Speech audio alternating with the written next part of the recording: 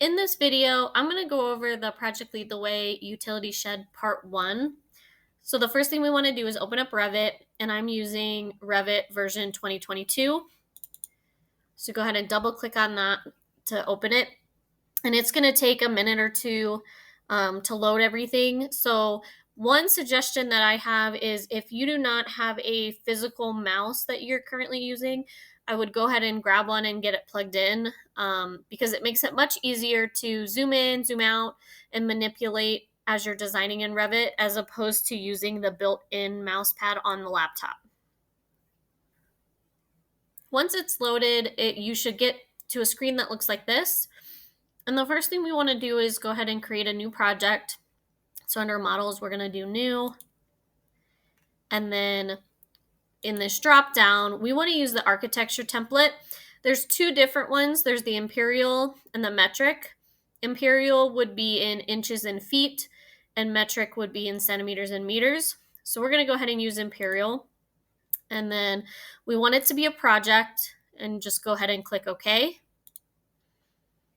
When it loads, it'll take you to a screen that looks like this. Before we do anything else, we always want to save our projects first. So I'm going to go to File, and then Save As, because it's going to be a new project, and we want to save it as a project. Then we want to select where we want to save it. It should automatically default to your documents, but if not, go ahead and select that. We want to go ahead and create a folder. So in order to do that, I'm going to right click, do New Folder, and I'm going to name it Utility Shed Part 1, and then click off of that. Then I can double click to open that folder. So it should show the folder name up at the top. So your file name should be the name of your project. I want yours to have your name in the project. So I'm going to name mine Askin, and then Utility Shed Part 1. And what you'll notice is I'm using what's called camel case. So for this part, the first letter of each word is capitalized to make it a little bit easier to read. And then I'm going to go ahead and click Save. If it's done correctly, you will see the name of your file up at the top. And then going forward, to save it, to just keep it updated, you can then just do File, Save instead. So you're only doing Save As if you're creating a new project. So if I hit Save, it'll update. The next thing I want to talk about is really important. You should always check to make sure that you have these two panels over on the left-hand side, so the Properties panel and the Project Browser.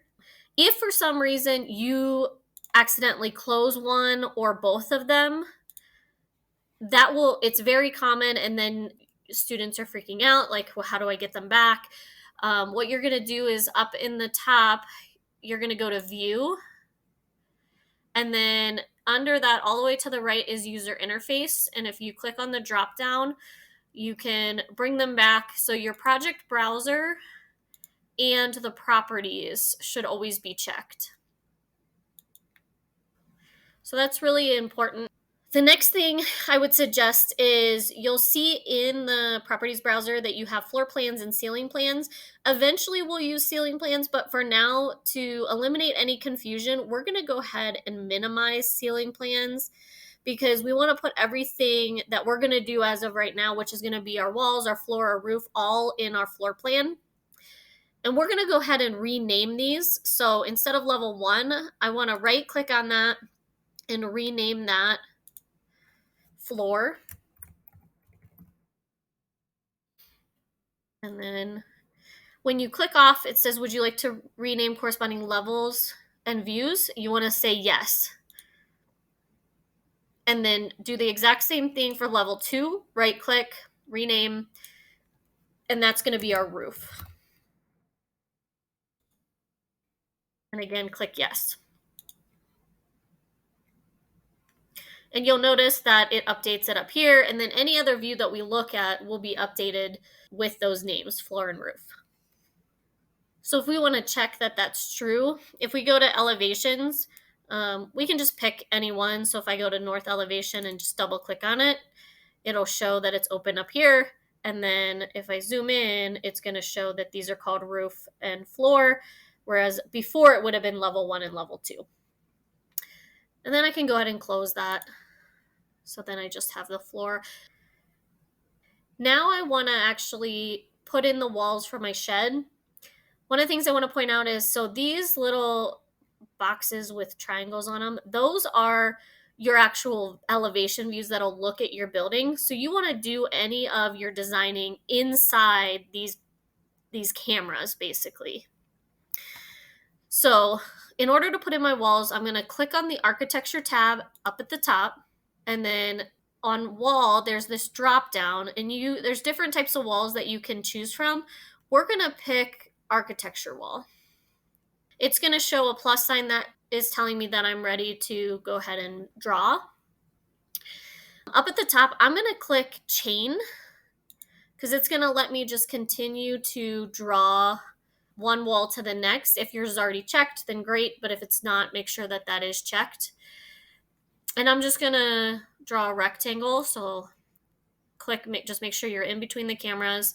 You can draw it to any size for now because we're going to resize it. To show that it's kind of lined up with the wall, you'll see a little X so that it's a perfect rectangle. When you're finished drawing, if it's still showing like a little plus sign and not an arrow, you want to click on modify. And now we have my arrow back, so then I can select any of the walls. The next thing I want to do is select the wall, and these little blue arrows should be on the outside of my building because that's showing where is the exterior of the wall. So if I were to put on a brick exterior, I want to make sure that that's actually on the outside of the building. So I'm going to do that with all 4 walls. If they are already on the outside, then you don't have to do anything, but in order to move them, you're just clicking on them and it flips it to the other side. The next thing we want to do is I want to resize my walls, but before I do that, I want my measurements to go from the outside of the wall to the outside of the wall. And right now, if I zoom in, my measurement is actually going to the middle of the wall. So how you change that is there is these blue dots, not the ones that are on the wall, but the ones that are in the middle of the dimension. So it tells me how big my wall is. So it's 36 feet from the middle of the wall to the middle of the wall. If I click, so don't click and drag, just click on it once, and it's going to move it, and now it's on the exterior. Just to kind of show you how it rotates through, if I click again, it'll go to the inside, then it goes back to the middle. So I want it to be on outside. So I'm going to put that, and I need to do it on both sides. So now it's outside to outside, and if you notice, now my building's 36 feet 8 inches. And I want to resize it so that my building is going to be 12 foot by 16 foot. So I'll make this 12 foot. And then if I click on this other wall, and if you notice, you got to click on the perpendicular wall to get the dimensions of the other. So if I go through, and again, right now it's middle to middle. So if I click once, and then click again here, and then I can redimension, and I want it to be 16 feet. So I can do 16 and enter, resizes it. If I want to just check to make sure that it's the same all the way around. So right now this one's showing 11 feet 4 inches, but it's because I need to still move my dimensions. And same thing here. So then now if I click around, so 12 foot, 16 foot, 12 foot, 16 foot. Now, if I want to make my dimensions so that they will permanently show up so I can see what they are, if I click on this little symbol here, it says make temporary dimension permanent. So if I then click on it, then it's going to stay there, and you can actually click on the dimension and drag it in so it looks a little bit better. And I can do the same thing, whichever one I want. So if I want this top one, make it permanent, and then drag it down. Now that I have my building dimensioned appropriately, the next thing I want to do is make sure that my wall height is correct. There are several ways you can do that. We're going to use our elevation for now. So if I go ahead and open up one of my elevation views, so let's say east view. Right now, if I look, it's saying that I want my roof to be at 10 foot and then my floor is at 0, but I actually want my roof to be at 8 foot instead. So if I click on the dimension over on the right hand side, click once, and then click a second time, then I can change it to 8 feet. Remember, feet is just 1 apostrophe, inches is 2. If I hit enter, it'll resize it for me. And then my walls, though, are still much higher than that. So if I click on one of the walls, it's showing that it's 20 feet. There's a couple ways that you can change the height. One way would be to change it right here, where you click on the dimension, and I can go ahead and change that to 8 feet and resize it. And I would have to just do that with each of the walls. So I could do that with, let's do it with 2 of them. The other way you could do it, just to kind of show you, is if you click on it, let's say you're in a different view. So if I go back to like my floor plan view, and I click on this wall and I'm like, well, I don't know what the height is. Up under your properties, you can scroll down, and it'll say unconnected, and it shows you like what the height of the wall. The trick is you have to make sure your mouse hovers over and then like change the height. A common mistake is if you click on it but then move your mouse over and hit backspace, it actually accidentally deletes the wall. So just hit undo, and like I said, make sure that when you click on the wall, leave your mouse hovering over what you're editing, and then click apply or enter, and then it'll resize. And then I can see here that all 4 sides are 8 feet, or if I go to my east elevation, now they're all the correct height. Now that I'm done with the elevation, I'm going to go ahead and close that. And now we want to put in a floor and a roof. So we're going to start with the floor. Make sure you're under the architecture tab, and then we're going to select floor. And we want to change our floor so it's not just a generic floor. We want to go ahead and change it so it has a wood finish. So we're going to click wood joist 10-inch wood finish. And then right now it's selecting. So if we notice here, there's a bunch of different ways that you can put the floor in. So you can kind of mess around with some of those if you want. But the easiest is to just pick the walls, which is a default. So I'm just going to go around and select each wall. And these little double arrows, just to show what they do, it depends on, do you want the floor on the inside of the wall or the outside of the wall? And I want mine on the outside of the wall. So if yours shows up as the inside, just click on those double arrows so that it goes all the way around the outside of the walls. And then you're just going to click the green arrow, and you now have a floor. So if you wanted to look at this, we can go to and look at it in 3D. So up at the top, if we go to the View tab, there is this 3D view. If you click on the drop down, there's a camera, there's a walkthrough. We'll look at those later on, but we just want to do the default 3D view. So it kind of shows you, there's this little cube. This is where it's easier. If you want to zoom in, you use the little wheel on the physical mouse. It also makes it a little bit easier to kind of turn the cube and kind of see that now you do have a floor. I'm going to leave this view open for now, but I actually want to also open up my roof view. So make sure that you're under floor plans, roof. Go ahead and double click on that. And now I want to put in my roof, but I have to make sure that it's going to be on the roof level. So I'm going to go back to the architecture tab and click on roof. Again, it's going to default to using pick walls, which is what I'm going to use. And the only other thing that is important is we can change the overhang. So I'm going to change that so it does have a 1 foot overhang. And right now it's defaulted so that it's going to put a slope on everything. I only want 2 of my walls to be, or 2 of the sides to be sloped, and it's going to be my longer sides. So each of my 16-foot sides, I'm going to click those first. And make sure that your roof line is on the outside of your building.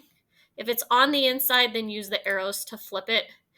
And then I'm going to uncheck define slope, and put the other two sides of my roof in. And what you'll notice is the little triangle will say that these are the two sides that are sloped. If there is no triangle, then those ones are not. And then we want to change our type of roof to the wood rafter 8-inch asphalt shingle. So we click on that and it'll show up here. And then once we're finished, we go ahead and click the green check mark. And it asks if we would like to attach the highlighted walls to the roof. We do want to attach. So basically it'll bring the walls up so that the roof and the walls are connected. Then again, if we go back to the 3D view, we can look and see that now we have a shed that has a floor and a nice little roof. Now you want to make sure that you're saving periodically. So remember, you can go to File, Save, or you can click on the little Save Disk up at the top, and it'll just make sure that it's saving your progress as you go. There's like 2 more steps that we want to do in this part. So we want to make it so it looks realistic. So down at the bottom of your screen, you have all these little symbols, and we want to choose the one that looks like a rectangular prism. So right now it's in hidden line view. We want to go ahead and change that to realistic. Sometimes it gives some people some issues. So if it does, so your shed disappears or something like that, then go ahead and change and try to do shaded instead. And then that should work, but it should work in realistic view. And then the last thing we want to do is if I go back to my floor plan, I want to pick one of my 12-foot walls. It doesn't matter which one. And I want to change the wall type so that it has like a brick exterior. So then we're going to choose the one that says brick on metal stud and its exterior wall. So you probably have to scroll up. And there's all these different exterior ones. So we just want this one, exterior brick on metal stud. And it's only going to change that one wall for now.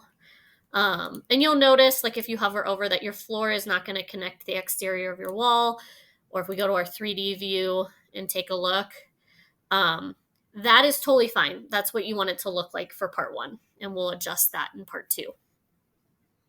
So if you've gotten to this point and this is what your utility shed looks like as of right now, then you have completed part 1 of the utility shed. Congratulations.